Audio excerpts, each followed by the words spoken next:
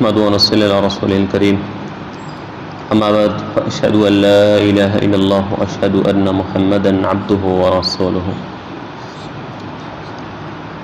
عن أبي هريرة رضي الله عنه أنه قال رسول الله صلى الله عليه وسلم إن مما يلحق المؤمن من عمله وحسناته بعد موته علما علمه ونشره وولدا صالحا تركه ومصحفا ورثه او مسجدا بناه او كما قال النبي صلی اللہ علیہ وسلم.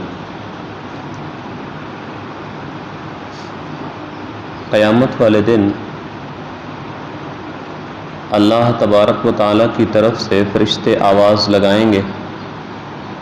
حدیث قدسی ہے، رسول اللہ صلی اللہ علیہ وسلم فرماتے ہیں کہ اللہ کی طرف سے یہ آواز آئے گی، این جیرانی، میرے پڑوسی کہاں ہیں؟ این جیرانی، میرے پڑوسی کہاں ہیں؟ تو فرشتے آگے سے جواب دیں گے کہ وَمَن يَنبَغِي أَن يُجَاوِرَكَ، اے اللہ یہ کس کے لائق ہے کہ جو تیرا پڑوسی بنے؟ یہ کس کے لائق ہے جس کو تمہارا پڑوس نصیب ہو؟ تو اللہ تبارک و تعالیٰ کی طرف سے آواز آئے گی، این عمار المساجد، مساجد کو آباد کرنے والے کہاں ہیں؟ مساجد کی رونق اور زینت بننے والے کہاں ہیں؟ وہ آج ان کو یہ شرف حاصل ہونے والا ہے، یہ شرف ان کے حصے میں آنے والا ہے، یہ ان کے نصیبے کی بات ہے کہ ان کو میرا پڑوس ملنے والا ہے. میں اور آپ بخوبی جانتے ہیں کہ کسی شخص کو دنیا کے اندر عارضی طور پہ بھی پڑوسی اچھا مل جاتا ہے تو وہ اس کی تعریفیں کرتے ہوئے پھولے نہیں سماتا کہ میرا پڑوسی بہت اچھا ہے، میرا پڑوسی اخلاق بڑا اچھا ہے اس کا. حتیٰ کہ ہم نے کسی کے ساتھ دکان اگر بنا لی ہو اور وہاں پہ 5-6 گھنٹے ٹائم دینا ہو تو اگر وہ ساتھ والا اچھا کوئی شخص آ جاتا ہے تو ہم بہت خوش ہو رہے ہوتے ہیں کہ جناب ہمارا پڑوسی بہت اچھا ہے. بے شک تھوڑا سا وقت گزارنا ہوتا ہے اور یہاں پہ ایک نہ ختم ہونے والا سلسلہ جہاں پہ موت کو ذبح کر دیا جائے گا اور ساتھ مل رہا ہو اللہ تبارک و تعالیٰ کا. یہ حدیث آج بیان کرنے کا صرف مقصد یہ ہے کہ جس طرح پورا مہینہ آپ بھائی ہم سب مل کے اس مسجد کی رونق اور زینت بنتے رہے. جہاں پہ میں سمجھتا ہوں کہ ایک مہینہ ہمارے لیے کوئی مشکل نہیں پیش آئی، شاید ہی کسی بھائی کے لیے کوئی مشکل ہو کہ وہ کسی دن نماز سے رہا ہو. یعنی میں نے اور آپ نے جب اپنے آپ کو تیار کر لیا کہ میں نے مسجد میں جا کے نماز پڑھنی ہے تو پھر اللہ نے توفیق بھی دی ہے اور ہم پہنچے بھی ہیں. اور یہ ہوتا اللہ کی توفیق سے ہے، میرا اور آپ کا اس میں کوئی کمال نہیں ہے. بس صرف یہ ہے کہ اب اس پہ استقامت اختیار کرنی ہے. ایسا نہیں کہ رمضان ہم سے جدا ہو تو ہم مسجدوں سے جدا ہو جائیں، نہیں.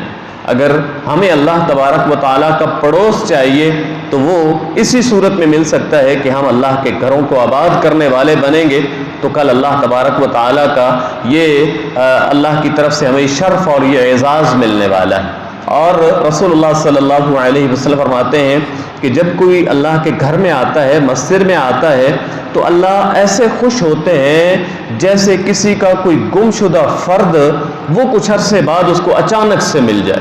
اچانک سے مل جائے تو اس کی خوشی کے کیا کہنے. کسی کی خدا نخواستہ بیٹا گم ہو جائے یا کسی کا کوئی بھائی گم ہو جائے اور کچھ عرصہ وہ کس طرح قرب اور تکلیف کے اندر تڑپے گا اور وہ ٹائم پاس کرے گا اور پھر اچانک سے ایک دن اس کو ملتا ہے تو اس کی خوشی کے کیا کہنے ہوں. تو ایسے اللہ تبارک و تعالیٰ کو خوشی ہوتی ہے جب ہم اللہ کے گھر میں آتے ہیں. ہم اللہ کے گھر میں آتے ہیں، لوگ کتنا خرچہ کر کے جناب سیر پہ جا رہے ہوتے ہیں، جناب وہ جگہ بڑا پیارا سین ہے، وہاں پہ جانا ہے، وہ دیکھنا ہے. وہ ہم دنیا کی خوبصورتی کو دیکھ رہے ہوتے ہیں، حالانکہ سب سے بہترین جگہ اور سب سے بہترین ٹکڑا وہ ٹکڑا ہے جہاں پہ اللہ کا گھر بنا دیا جاتا ہے. جہاں پہ اللہ کا گھر بن جاتا ہے وہ سب سے بہترین جگہ ہوتی ہے دنیا کے اوپر.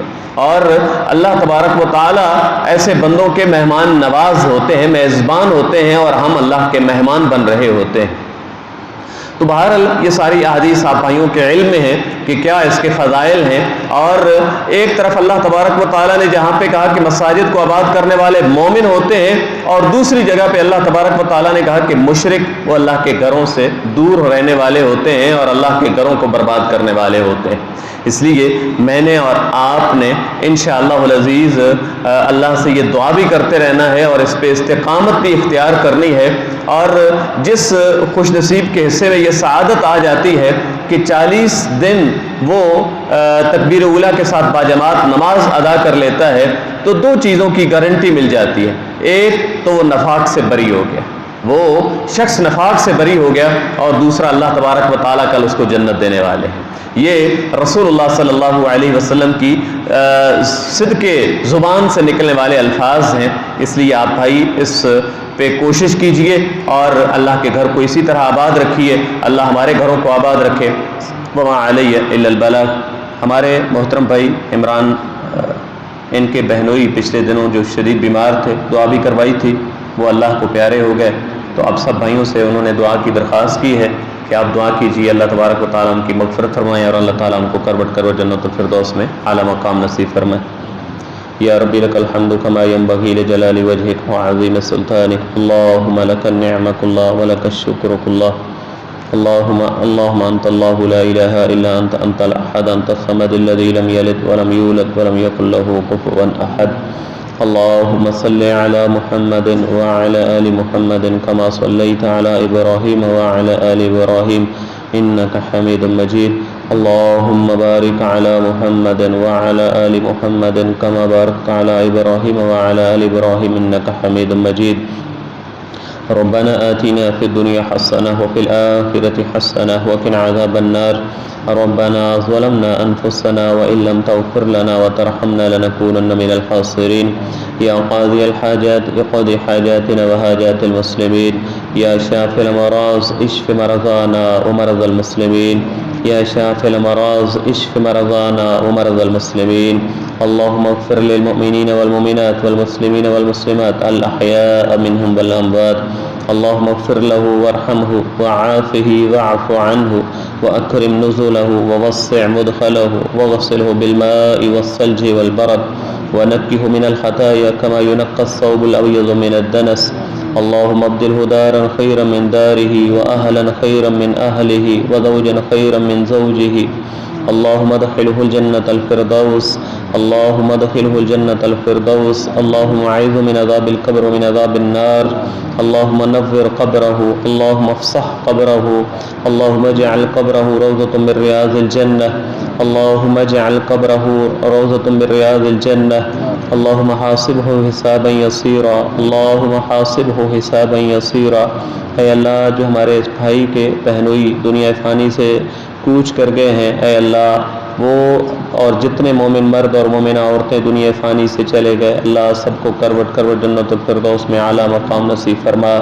اے اللہ ان کے لواحقین کو صبر جمیل نصیب فرما، اے اللہ ان کے لواحقین کو صبر جمیل نصیب فرما، اے اللہ ان کے گھر والوں، ان کی اولاد کو صبر جمیل نصیب فرما۔ اے اللہ جتنے پیارے ہم سے جدا ہو گئے، اے اللہ جتنے مومن مرد اور مومنہ عورتیں گئیں، اللہ سب کو معاف فرما، اللہ ان کا حساب آسان فرما، اللہ ان پہ قبر کے مراحل کو آسان فرما، اے اللہ ہماری دعائیں قبول فرما، اے اللہ ہمیں جس طرح اس رمضان کے اندر ہم تیرے گھر کو آباد کرنے والے بنے، اللہ ہمیں اس عمل پہ استقامت نصیب فرما، اے اللہ ہمیں اس عمل پہ استقامت نصیب فرما، اے اللہ ان خوش نصیب لوگوں میں شامل کر دے جن کو تیرا پڑوس ملنے والا ہے، اے اللہ ان خوش نصیب لوگوں کے اندر شامل کر دے جن کو تیرا پڑوس ملنے والا ہے، اے اللہ ہمیں نیک اعمال کرنے کی، گناہوں سے بچنے کی توفیق نصیب فرما۔ ربنا تقبل منا انك انت السميع العليم وتب علينا انك انت التواب الرحيم، وصلى الله على خير خلقه محمد وآله وصحبه اجمعين برحمتك يا ارحم الراحمين، آمين يا رب العالمين۔